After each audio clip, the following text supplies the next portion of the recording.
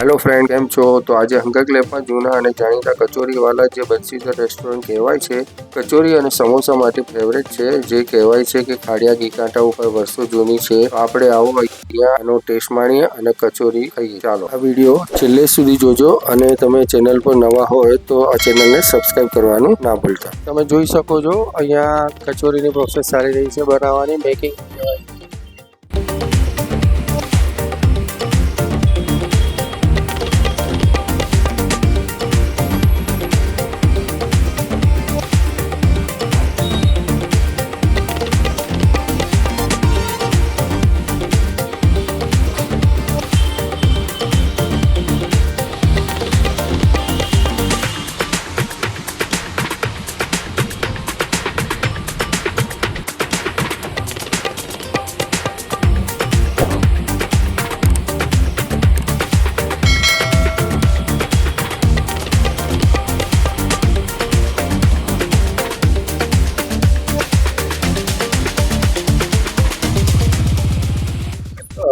Green ચટણી રાખી છે અને મીઠી ચટણી રાખી છે.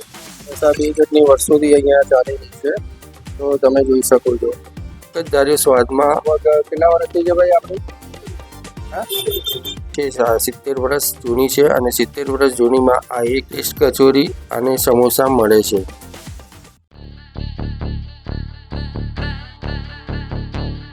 હવે આપણે એનો ટેસ્ટ માણીએ.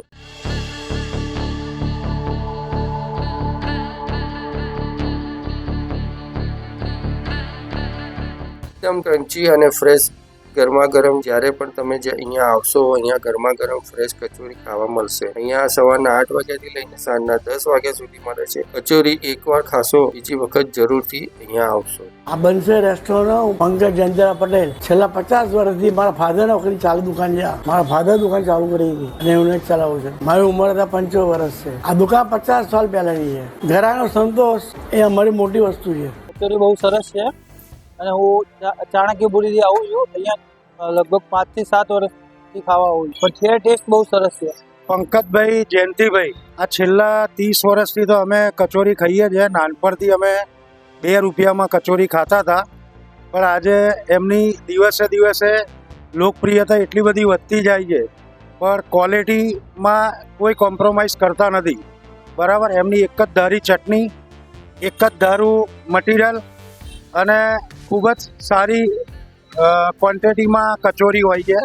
કે બીજા જેવું નથી કે ભાઈ અંદર આપણે એનો મસાલો ઓછો નાખવો, પણ ખૂબ જ અત્યંત. અમે નાનપણથી કહું ને 2 રૂપિયામાં અમે કચોરી ખાતા હતા, આજે 35 રૂપિયા થઈ ગયા, તો બી અહીંયા ગરમ ગરમ જેવી કચોરી ઉતરે એવી, જેવો ઘાણ ઉતરે એવું તરત જ ખાલી થઈ જાય છે. सिर्फ यहाँ पे हम स्पेशल चटनी के लिए आते हैं. घर पे मम्मी खाना नहीं देती है तो दुकान यही दिखती है सिर्फ, और कुछ नहीं दिखती. क्या है, जब ही निकलते चटनी सूंघ के रुक जाते. चटनी की खुशबू ऐसी आती है ना कि गाड़ी ब्रेक मार ही लेती है.